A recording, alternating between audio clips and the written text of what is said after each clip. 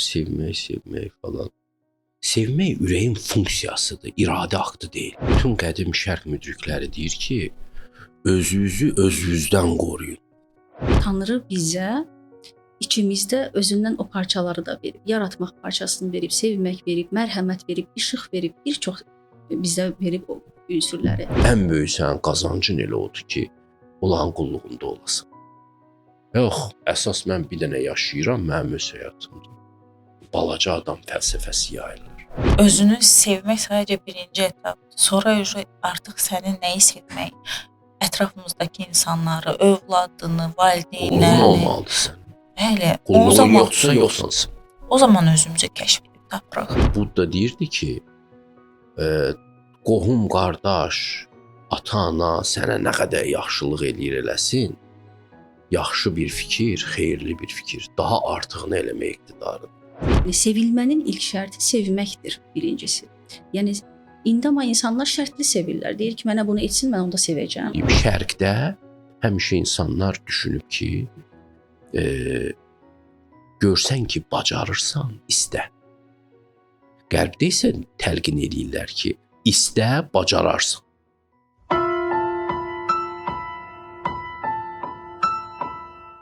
Əsas Özüm, Əsas Çözüm kanalına xoş gəlmisiniz. Bu dəfə bizim çox dəyərli və hörmətli qonağımız var. Müşfiq bəy, xoş gəlmisiniz Müşfiq bəy. Müşfiq bəy, biz sizinlə ilk qarşılaşdığımızda bir tədbirdə qarşılaşmışdıq və sizin oradakı nitqinizdən sonra məndə bir var olan, özümdə olan o işığı xatırlatdınız. Mənə sanki bir mesaj kimi verdiniz. Hətta belə deyə bilərəm, səhv etmirəmsə, qədim Yunan filosofu Epiktet demişdi ki, Allah sizinlə danışmaq istəyəndə, Tanrı sizinlə danışmaq istəyəndə bunu bir vasitə ilə sizə bir insan vasitəsilə çatdırır. Və o vasitə də siz olmuşdunuz mənə. Bunun üçün sizə çox təşəkkür edirəm. Düşünürəm ki, bu gün də biz bir çox insanlara vasitə olacağıq, işıq olacağıq.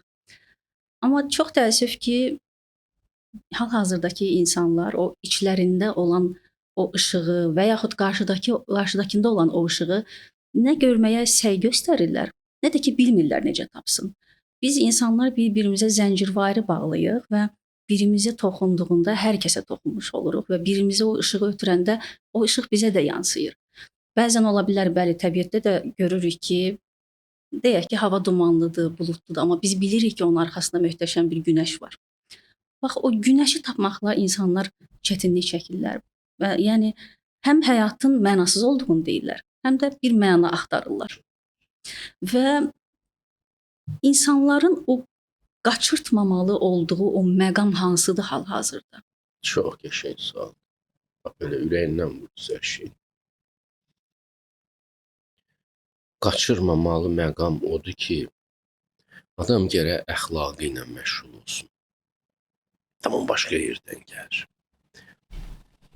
İnsanın qəlbi geniş deyilsə, insanın səxavəti, mərhəməti, ədaləti lazımlı səviyyədə deyilsə, vicdanı, o adama həqiqət batırmaq mümkün deyil. O adam həqiqətin yanından burnunu belə dik tutub keçir. Peyğəmbərlər belə gəlsə, bəlkə evlərində o adamın peyğəmbərlərin portretləri var, sözlərini yazıb divara, səhər axşam da ibadət edir. Adamlara da deyir ki, bax, mən peyğəmbərin vaxtında yaşasaydım, necə ona qulluq eləyərdim, necə ona qulaq asardım, deyir. Amma əslində Yasin surəsində peyğəmbərləri öldürəcək nəfsdə bir adamdır. Başa düşürsünüz, o addır onun üçün indi. Onu başqa bir şəkildə görsə, öldürər peyğəmbərə. Təkəbbüründən özünə sığmaz. Ona görə də bütün qədim şərq müdrikləri deyir ki, özünüzü özünüzdən qoruyun. Siz çox böyük bir təhlükəsiz özünüz üçün. Düşmən adama neynir eləsin, siz daha betərini eləmək iqtidarındasınız. Çünki əgər qəlbiniz dardısa, ədalət hissiniz, tərəziniz doğru deyilsə, təkəbbürlüsünüzsə, siz həqiqət sözünə qarşı kar olursunuz. qulağınızı his pas elə örtür ki, siz o adamları tanıya bilmirsiniz. Mən ondan üstünəm. Mən ona niyə qulaq asmalıyam ki? Deyə deyir. Ona görə də insan ilk öncə inkişaf eləmək üçün qoy valideynlər də, hər kəs də onun əxlaqını müşahidə eləsinlər. Uşaqda zalımlıq əlaməti görəndə, egoizm əlaməti görəndə dizlərinə çırpsınlar. Bu uşaq bədbəxt olacaq deyə. Əksinə sevinirlər bəzi valideynlər. Uşağın nətər özünü müdafiə edir. Məsələn, siz dediniz, mənim yadıma düşdü. Son vaxtlar öz uşaqlığımı çox analiz edirəm və bir şeyə baxıram ki, o vaxtlar mənim xoşum gəlmirdi o xüsusiyyətimdən. İndi fikirləşirəm ki, məni elə o xilas edibdi. Məsələn, mənə şapalaq kimi həqiqəti tərs deyəndə, bəzən elə şapalağın özü ilə bərabər verəndə o həqiqəti, mən hirslənirdim, amma o adamın da haqlı olduğunu ağlımdan çıxara bilmirdim. Mən gərə o qədər hirslənəydim ki o adama, o adamın dediyini də özü ilə bərabər rədd eləyəydim. Amma o adamın dediyi həqiqət idisə, mən içimdə yansam belə, egom incisə belə, o həqiqətə boyun əyirdim. Yaxşı ki, bu xüsusiyyət varmış məndə. Həqiqətə qarşı müqavimətsiz olmaq. Və az-çox məni kömək eləyən bu oldu, xilas eləyən də bu oldu düşünürəm. İnsanlar isə normada çox egoistdirlər. Ona tərs bir köşədən bir söz deyilən, xətrinə dəysə, həqiqəti belə danar. Allahı belə danar, əgər onun egosuna toxunursa. Ona görə egodan özünü müdafiə edin. Çox sağ olun, çox təşəkkür edirəm. Siz nitqinizdə söylədiniz, ilahi ədalət dediniz. Biz hardan biləcəyik? İlahi ədalət dedikdə bunun ölçü vahidi nədir? İnsanın qoyduğu ədalətdirmi? Bu vicdanın ölçüsü nədir? Ədalətin ölçüsü. Əslində bu insana verilibdir. Məsələn, biz yaxşı nəğmə eşidəndə, körpə olanda belə başımız qalxır, belə qulaq asırıq ona. Nə gözəl. Bizdə gözəlliyə reaksiya vermək hissi var ürəyimizdə. Biz elə əlyalın da buraxılmamışıq Allah tərəfindən yer üzünə. Bizim ürəyimizdə o hissiyat var. Gözəl şeir ola, biz ona reaksiya verək. Gözəl bir musiqi ola, əsər ola, rəsm əsəri ola. Və bizim qəlbimiz də əgər pis əməllərlə korlanmayıbsa, bizim qəlbimizdə də ədalətə qarşı həssaslıq var. Çox güclüdür o həssaslıq. Uşaqlarda o olur. Ego baş qaldıranda başlayır o sönməyə. Ağlımız gücləndikcə bizim ədalət hissimiz korşalmağa başlayır. Hətta məsələn, biz ögey ana belə ola bilərik, zalim ata belə ola bilərik.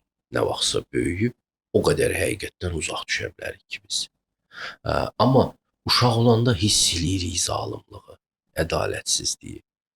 Ona görə gərəkdir ki, öz təmizliyinə baxasan. Bəzən tutalım ki, indi həyat əyri gedibdir, rəqabətə düşmüsən, rəqabət adamı çox kirləndirir də. Biz hansısa bir pozisiyadan ötürü onunla didişirik, bununla didişirik və bu didişmə prosesində haqqı unuduruq. Mütləq qalib gəlmək istəyirik, hərənin öz boğazı var, hamı istəyir çörəyi özünə çəksin, yorğanı üstünə çəksin və bu davalarda biz gəlib zalımlaşırıq.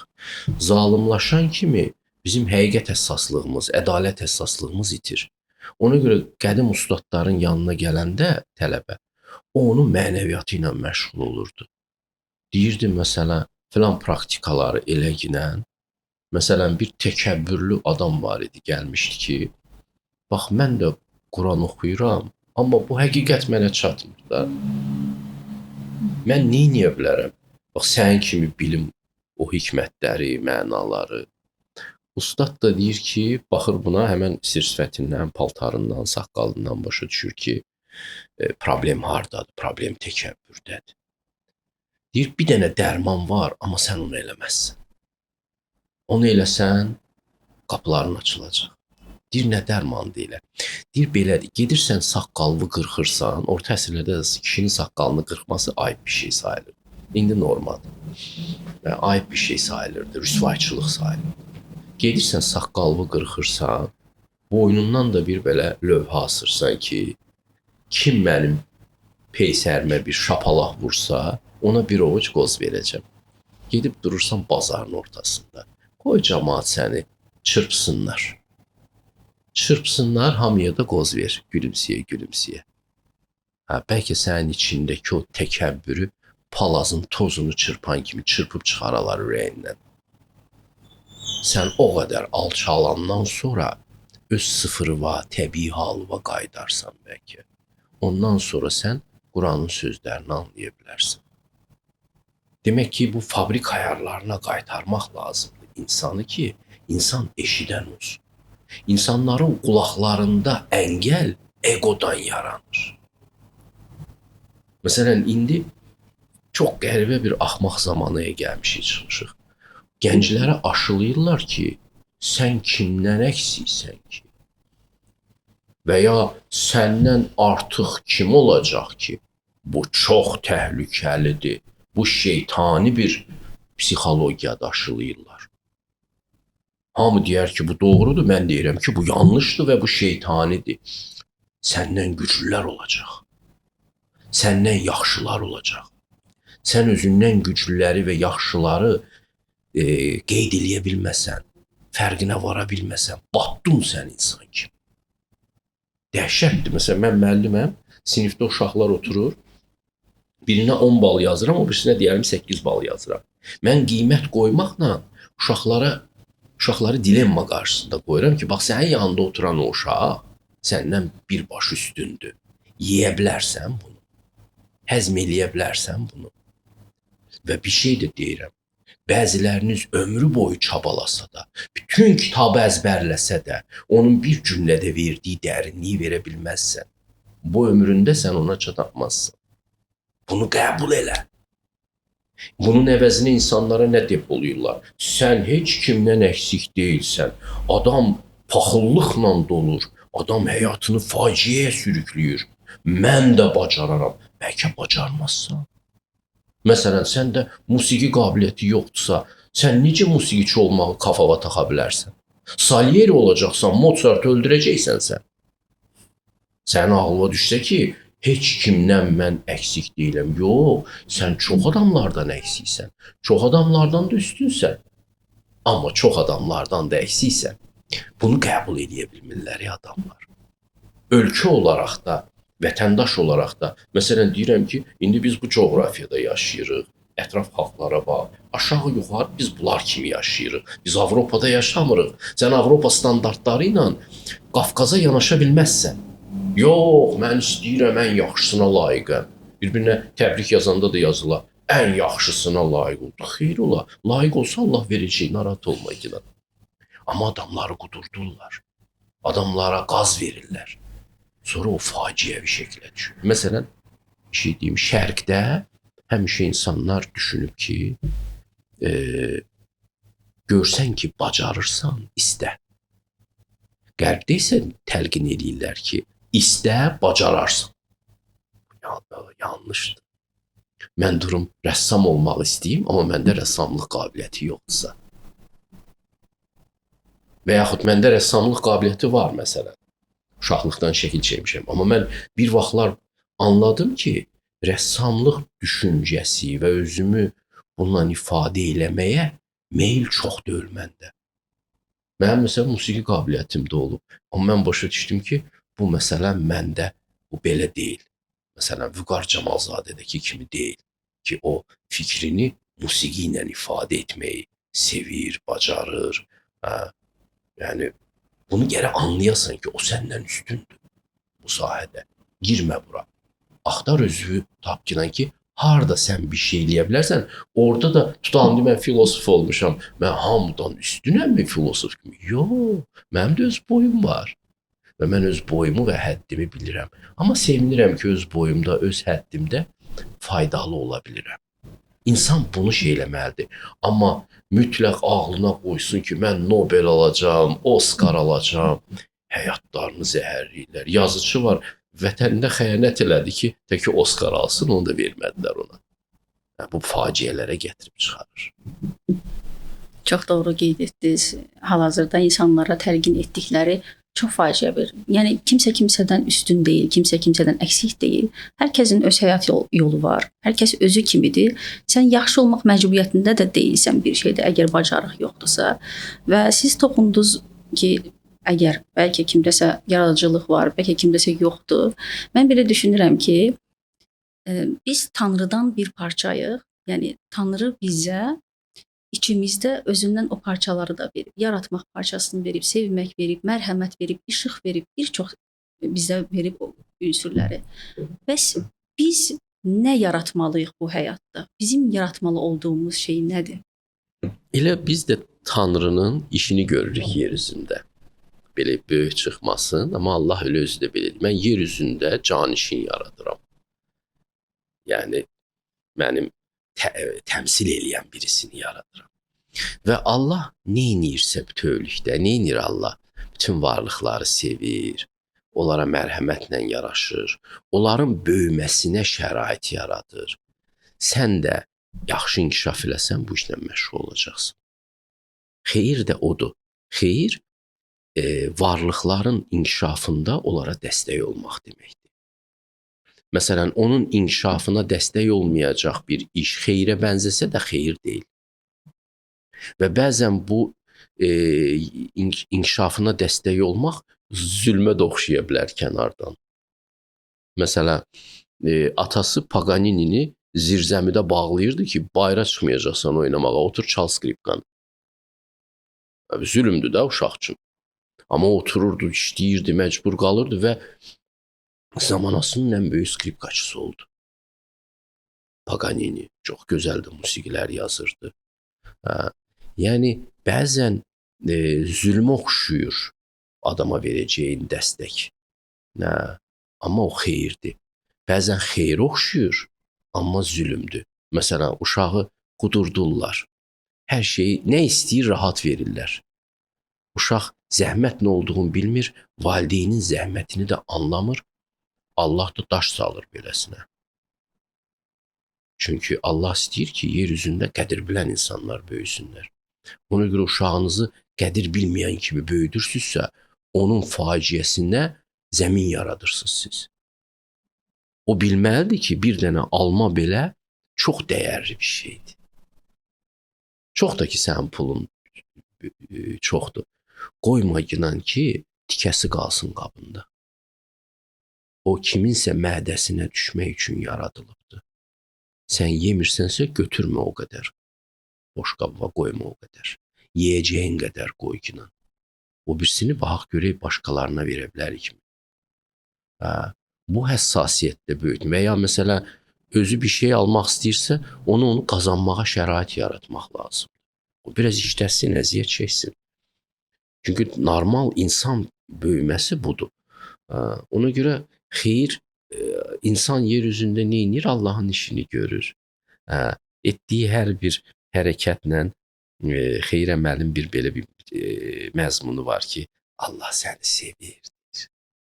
Məsələn, bir konfet verirsən birisinə, əslində konfet deyirsən ki, Allah səni sevir. Mən də səni sevirəm. Ona görə bu işlər bizə xoş gəlir. Kiçik hədiyyələr, kiçik diqqətlər.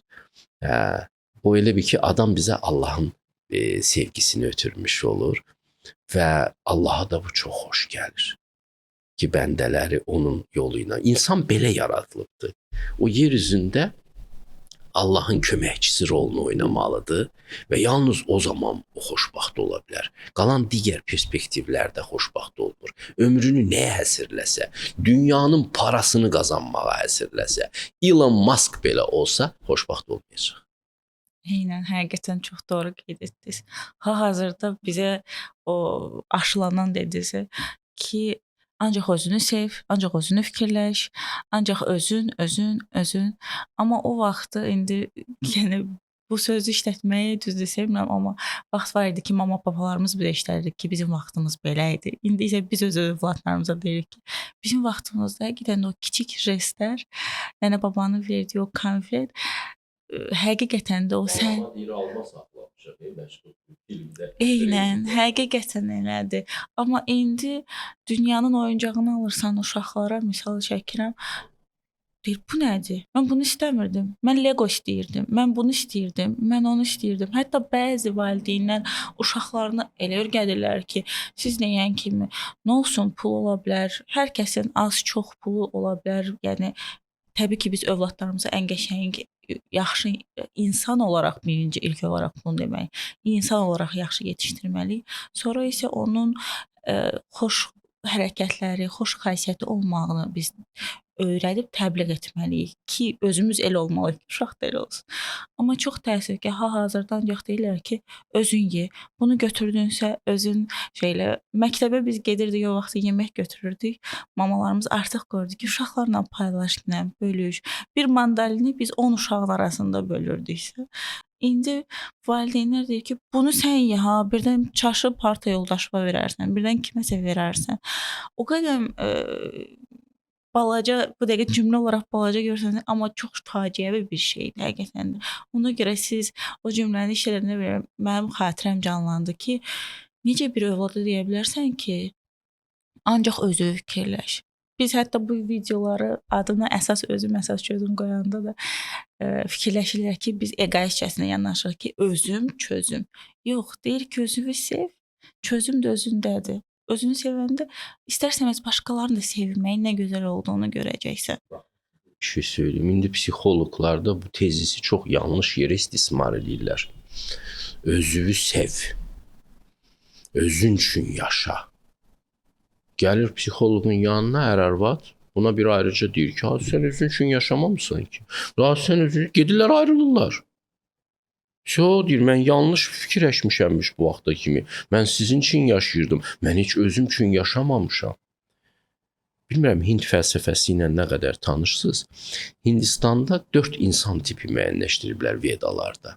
4 varnalar veya kastalar deyirlər. Kasta İspan sözüdür, varnalar doğrudur. Deməli, aşağı pillədə şudralar durur. Ən aşağı səviyyəli insanlardır. Onlar ancaq özlərini sevirlər.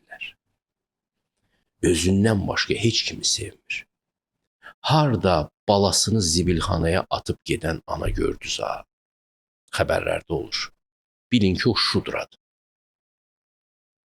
Harda bütün parasını arağına xərcləyən, balalarını ac qoyan, məsuliyyətsiz, şərəfsiz ata gördünüzə, o şudradır. Ondan bir pillə yuxarıda yaşayan adam səviyyəcə, ruhani səviyyəsi. Onlara vahişi deyirlər hindlilər. Onlar ailəsi üçün yaşayırlar. Onlar hər şeyi ailəsi üçün edirlər. Gedir Sibirin soyuqlarında işləyir ki, ailəsinə ev alsın, çörək pulu göndərsin, Moskvanın bazarlarında, nə bilim harda, Kanadada, İstanbulda işləyir ki, ailəsinə çörək pulu göndərsin. Bu atalar ailə üçün yaşayırlar. Elə analar da var. Heç özünü düşünməz, ailəsi üçün yaşayar. O, bir pillə yüksəyin adamıdır. Bunlardan bir pillə yüksək adam vətən üçün yaşayar. Vətəni düşünərək yaşayan, risk eləyən adamlardır. Bilirsiniz elə adamların tarixlərini. Onlar bəzən ailəsindən kəsərlər, ailə səadətindən kəsərlər. Özlərini vətənə həsr eləyərlər. Çox risklər alarlar bu adamlar. Bunlar bir pillə yüksəkdirlər. Onlar ədalət uğrunda ölərlər, canlarını verərlər, ədalət üçün yaşayarlar, həqiqət üçün, şərəf üçün yaşayarlar, xalq üçün yaşayarlar, vətən üçün yaşayarlar. Onlardan bir pillə də yuxarısı var. O adamlar həqiqət üçün yaşayarlar. Həqiqət uğrunda çarmıxa çəkilənlər, yandırılanlar, öldürülənlər ki olub tarixdə, Jordano Brulolar, Nəsimilər. Bunlar ən üst kişilərdir. Həqiqət üçün yaşayanlar. İndi bizə bu təbliğatla şudra psixologiyası aşılayırlar. Özün üçün yaşa. Şübhəsiz ki, özü üçün yaşamaq birinci pillədir. Amma orada qalmaq olmaz. Sən anasansa, sən özün üçün yaşaya bilməzsən. Sən atasansa, sən özün üçün yaşayanmazsan. Sən evladsansa, sənin yaşlı valideynlərin varsa, sən özün üçün yaşayanmazsan. Bu özü üçün yaşamaq gətirdi ona çıxartdı ki, Avropanın ortabab şəhərlərində 60-90 arası qocalar evi vardır. Çünki insanlar özləri üçün yaşayırlar. Yer yoxdur orada valideynlərə. Özü üçün yaşayan insanlar daha evlənməməyə başladılar. Doğmamağa başladılar. Uşaq gələcək, mənim həyatımı, hüzurumu pozar. Özüm üçün yaşayaram ondansa. Doğuş da düşdü. Buradakılar başlarını aldadırlar ki, hə, uşaq pulu azdır, kasıbıq, ona görə doğmuruq. Yox əzizim, onda görə Almaniyada o qədər uşaq doğular ki, uşaq səsindən qulağımız tutular. Orada da doğmurlar, İngiltərədə də doğmurlar. Onlar ki, bizdən yaxşı yaşayır. Yox, insanın fəlsəfəsi dəyişdi. Özü üçün yaşayan yaramazlar ordusu yarandı. Egoistlər ordusu yarandı. Sən necə özün üçün yaşaya bilərsən? Konfutsi deyərdi. Sənin qoca ata-anan var.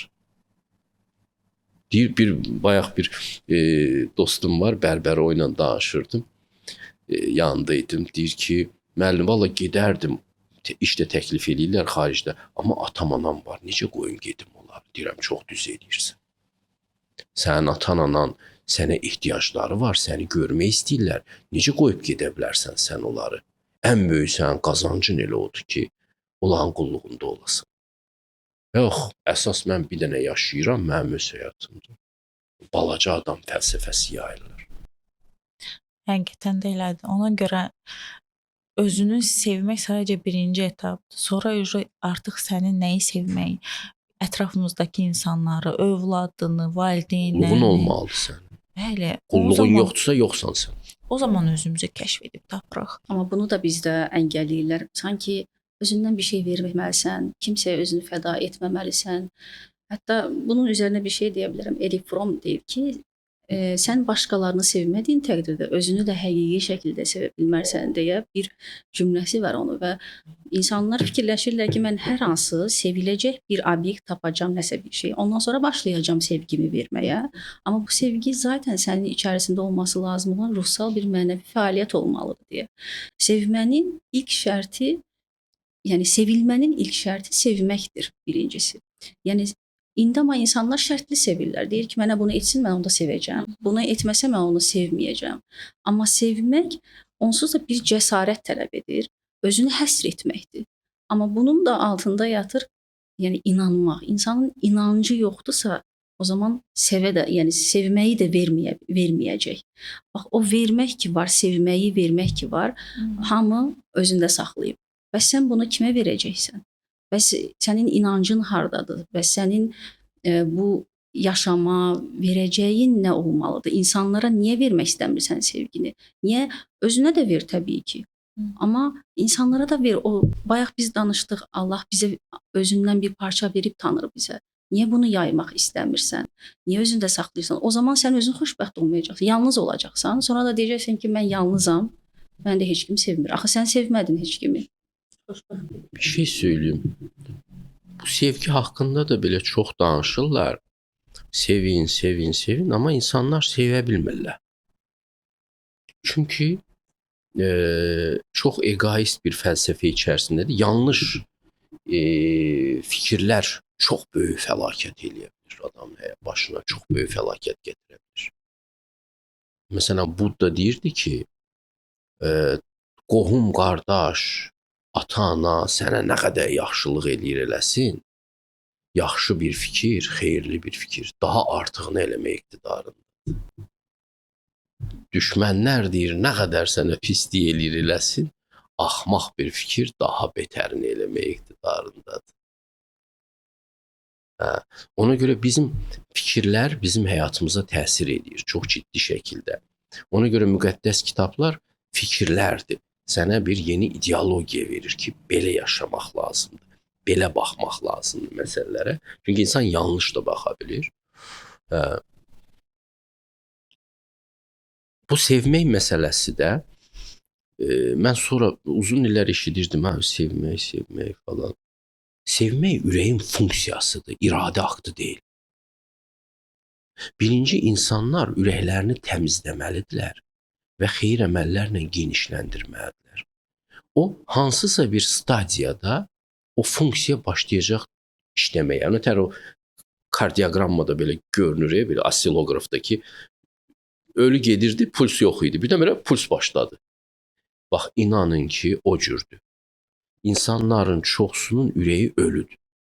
Egoizmlə tərbiyə olublar, ancaq özünə düşünüblər falan, özüm.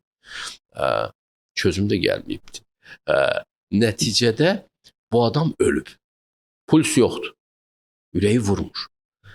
Ona görə məsələn elə adamı göndərmək lazımdır, getsin acdarı yedizdirsin. 1 il, 2 il, 3 il.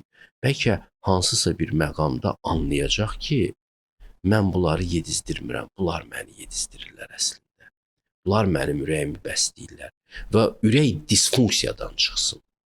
Ürək disfunksiyadan çıxanda sevgi seli aşıb daşacaq öz-özünə. Yəni o ürəyin funksiyasıdır sevmək. Belə əmrləmək olmaz insana sevmək, ürəyi bulanar. Sevmək istəmir, zorla necə sevsin başqasını? 2 gün eləyər, 3 gün eləyər, sonra yorulacaq. Ümumiyyətlə bu müasir həyat ruhaniyyat elmindən xəbəri olmadığı üçün bir çox şeyləri imitasiya eləmək zorundadır. Süni saxta formasında. Məsələn, Budda da deyir ki, həqiqəti dərk eləmiş adam çox enerjik olur. Enerjik olur və fəaliyyətdə olur. Daima fəaliyyətdə olur. Allahın qulu kimi hər axşam işləyir. Xeyir istehsal eləyir, ədalət istehsal eləyir, gözəllik istehsal eləyir. İşləyir və yorulmuş. Müasir adamsa həqiqətdən xəbəri yoxdur deyə onun süst vəziyyətdədir.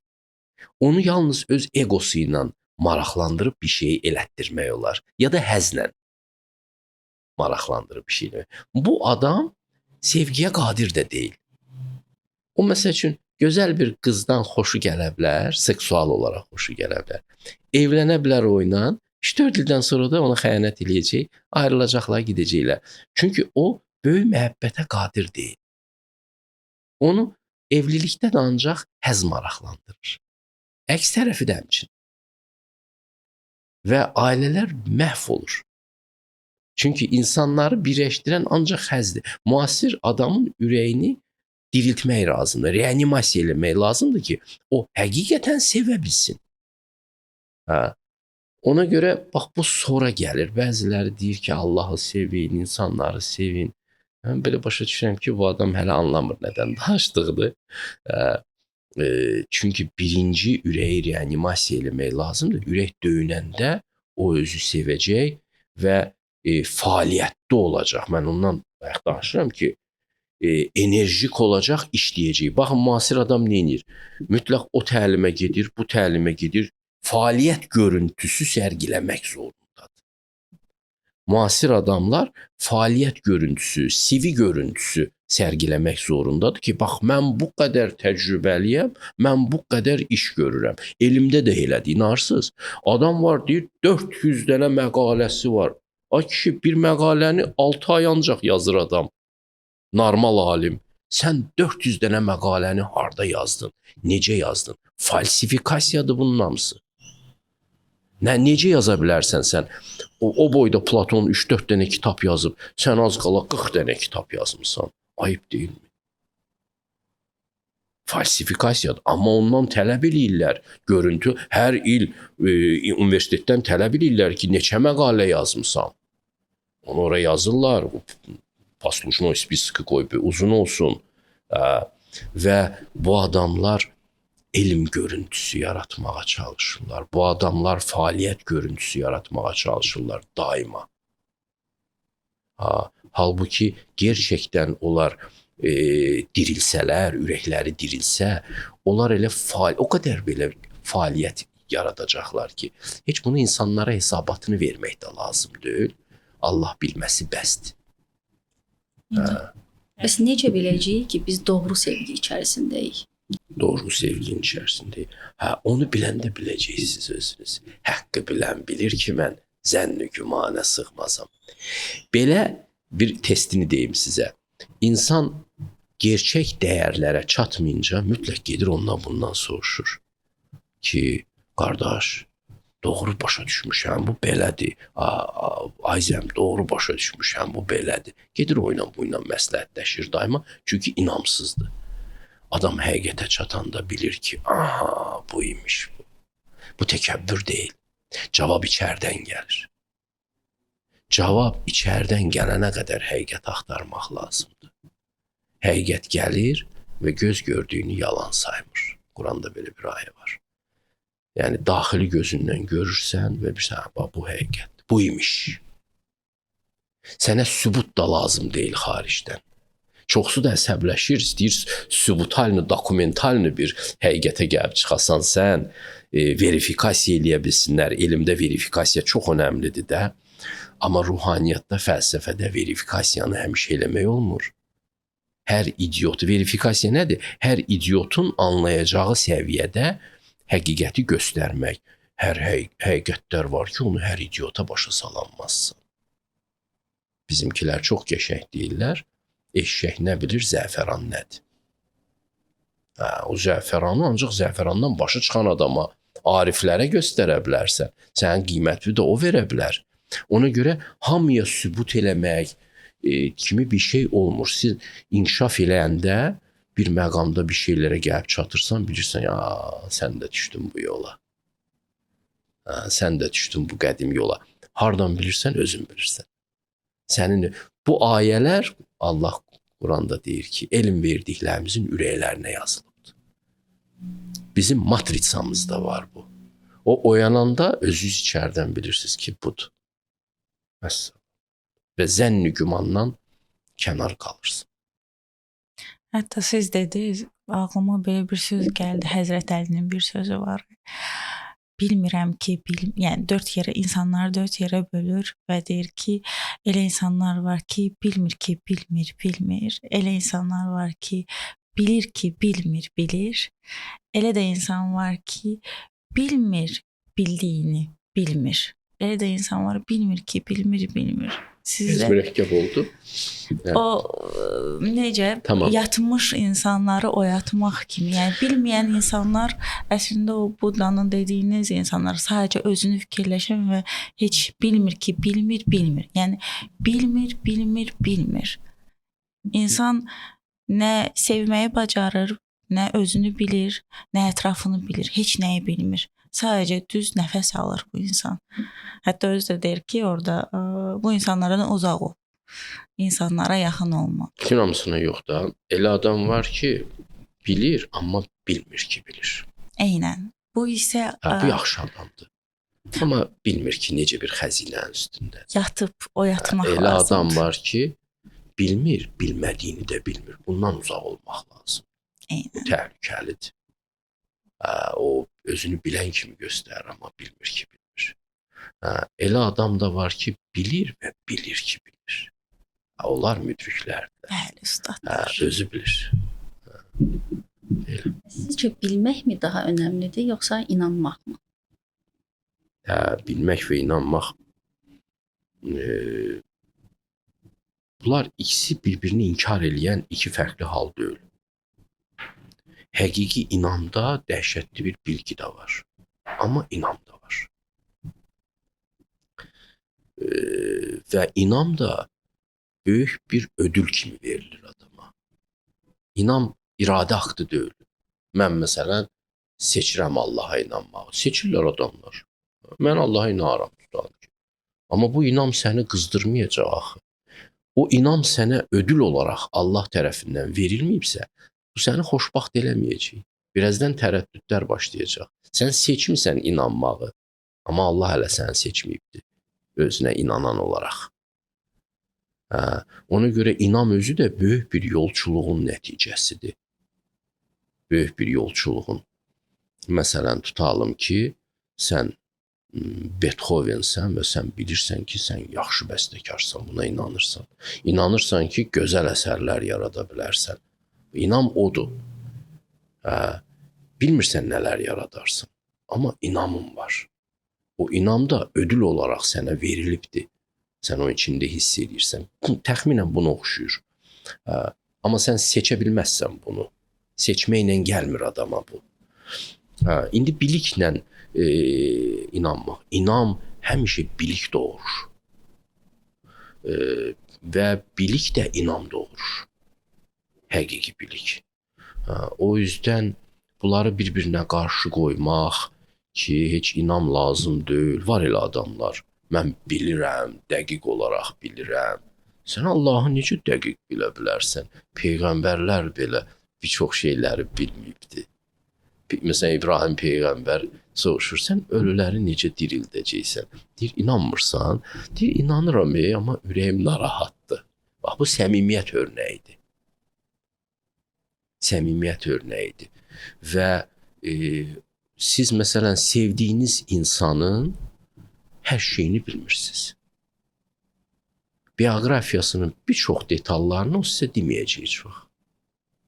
Amma siz ona inanırsınız. Uşaqlarınız sizi tam bilmirlər.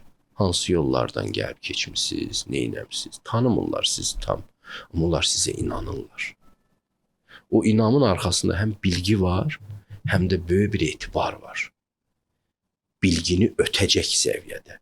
Sənin inamın bilik səviyyəsində ola bilməz. Sənin inamın biliyi həmişə ötəcək. Və bu yaxşı şeydir, bu gözəllikdir.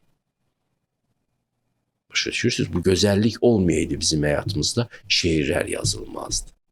Mahnılar bəstələnməzdi. Biz bir şeylər bilirik, amma bizim inamımız böyük bir kredit olaraq gəlir. O adamın üstünə, o mənbəyə. Mən Allah haqqında nə bilirəm ki? Mən biliyim çox az bir şeydir. Kaş ki çox biləm. Amma mən kiməm? Mən az bilirəm. Amma inamım biliyimdən daha artıqdır. Bilmədiyim bir şeylər görəndə də, məsələn, Quranda anlamadığım bir şeylər çoxdur. Deyirəm, mən bilmirəm. Amma inanıram ki, bunun bir hikməti var. Bunu Allah bir gün istəsə açar, istəməsə açmayacaq, layiq deyiləm deyə. Amma mən inanıram ki, bu ayə də hikmətdəndir. Cahil adam deyir ki, yox, mənə tez ol izah elə bunu. İzah eləyəmirsənsə, bütün kitabı rədd edirəm. Deyirəm, yox, mən izah eləmədiyim şeylər çoxdur. Anlamadığım şeylər çoxdur. Amma bu mənim inamımı zədələmir. Anlamadığım şeylər çoxdur, amma bu mənim inamımı öldürmür. Mən o qədər təkəbbürlü deyiləm ki, ayağımı basım ki, yox, mən indi hər şeyi anlamalıyam. Əks təqdirdə Allahım sənə inanmayacağam. Sən nətər yaradırsan bu kainatı? Nə danışırsın? Heç məsələ, ali riyaziyyatda elə bölmələr var ki, mən niyə girirəm ora ki? Ya məsəl üçün fizikada mütləq sən elə hər şeyi anlamalısan. Einstein leksiyalar verirmiş Avropada. Çoxlu da adam yığılırmış həmişə onun leksiyalarına. Bum yaranmışdı, fizika bumu. Və bir qadın leksiyadan sonra çıxır, ona soruşur ki, professor, bax siz danışırsınız, amma mən səmimi etiraf edeyim ki, mən sizin danışdığınızı anlamıram. O da deyir ki, mən də sənə etiraf edeyim ki, Avropada 3-4 adam məni anlaya bilər ancaq. Amma leksiyalara gəlirlər də nə qayrıq. Ona görə bilik məsələsində çox belə israrlı olmaq olmaz. İnsan çox az şey anlaya bilir, amma inamı daha çox ola bilir. Və o inam da cəhalət deyil, inam mərifət ifadəsi olanda inamdır. İnam insanlıq ifadəsi olan. Sənə çay gətirdilər, verdilər. Sən də götürsən onu içirsən. Bəlkə içinə zəhər atıblar, bəlkə nə eləyiblər, elə obsessiv xəstələr olur da, təmiz idim o stəkan falan, elə sən yaşaya bilməzsən.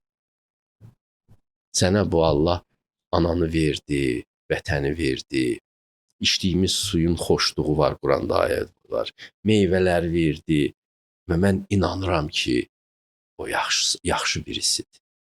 O bu dünyanı zülm üçün yaratmayıbdır. O inam işığında da anlamağa və oxumağa çalışıram. Başıma gələnləri, dünyada gördüklərimi, inamsızlıq işığında yox, inam işığında. Ona görə inam həmişə biraz bilikdən çoxdur. Mənə görə də inam daha önəmlidir mənim üçün. Amma bəzən olur ki, insanların inam hissinə belə inancı itir. Bax, o zaman o nə etməlidir? İnam hissinə inancı itir. O xəstəlik haldır, o dəhşətli haldır. Onu kimlərsə çalışıblar ki, bu adamın inamını sarsıtsınlar və pis ən böyük zalımlıq insanlarda inamı öldürməkdir. Pis adam inam qıra-qıra gedir. Məsələn, məmurdur, birisi gəlir onun yanına, o da onun bütün ədaləti olan inamını qırır. Deyir, mənə bu qədər pul gətirməsən sənin işini düzəltməyəcəm. Onda da yoxdur o pullar. Amma haqqı var onun ki, bu məsələ ədalətlə çözülsün. Qırıla-qırıla gedir. O adam nə boyda zülm edir. Allahdan küstürür insanları, yaramaz. O adam cibinə biraz pul geçsin deyə insanları Allahdan küstürür. Allah hesabını verəcək. Bütün zalim adamlar insanları Allahdan küstürürlər. Bütün xəyanətkar adamlar insanları Allahdan, insanlıqdan küstürürlər. Görürsüz, 2 dəfə, 3 dəfə əli yanmış bir adam, qız bütün kişilərə nifrət edir sonra. Və ya 2-3 dəfə əli qadınlardan yanmış adam bütün qadınlara nifrət edir. Məhv edirsən sən onun həyatını. Qalxa bilmir axı sonra o. Yapma belə şeyləri. Ona görə hər bir insan nə etdiyinə baxsın. Sizinlə təmasa gələn adamlar sizdən inam işığı aparsınlar, ədalətə güvən işığı aparsınlar, gözəlliklə təmasa gəlsinlər. Yəni siz missiyadasınız. Konfutsi deyirdi ki, harda işləməyinizdən asılı olmayaraq siz ibadət halında olmalısınız. Siz böyük bir missiya yerinə yetirirsiniz. İnsanları ya işığa yönəldirsiniz, ya da ümidsizləşdirirsiniz, atırsınız kənara. Çox böyük zülümdür bu. Həqiqətən. Hər kəsin öz işinə qarşı məsuliyyəti bu qədər sevgisi olsa, siz deyən kimi hər kəs işığa yönəldər. Ümidsizliyə, o qaranlığa deyil də, həqiqətən də hər kəsin içində bir ümid yaranar. İnanc yaranar. Həm də ki, mən hər zaman deyirəm ki, birinə duyğularını bəslədiyində, sən sanki o duyğuları ona əmanət etmiş kimi olursan və qarşıdakı da o əmanətə sahib çıxmayanda bəlkə onu elə bir şəkildə qıra bilər ki, onun əlindəki tək dəyərli şeyi də almış ola bilər. Yəni siz bayaq dediniz ki, qırmayın insanların qəlbini. Bəlkə o insan o qədər sevgiyə inanır, amma sən onun əlindəki o tək dəyərli şeyi aldıqda onun qəlbi çirklənmiş olur. Ümidi qırılır onun ki, bu dünyada ədalət yoxdur deyə bir quyuya düşür və sən kömək edirsən onun quyuya düşməyinə, etmə bunu. Zülümdür. Çox gözəl danışdınız. Çox gözəl də yenə dediyim kimi başlanğıcda dedim ki, mənə mesaj göndərilmiş kimi hal-hazırda da elə hiss etdim ki, sanki alması lazım olduğum o mesajı yenə aldım sizdən. Çox təşəkkür edirəm. Sağ olun. Həqiqətən də çox maarifləndik. İnşallah ki, izləyicilərimiz üçün də maraqlılar. Sağ olun. Əlbəttə ki. Çox sağ olun, var olasınız.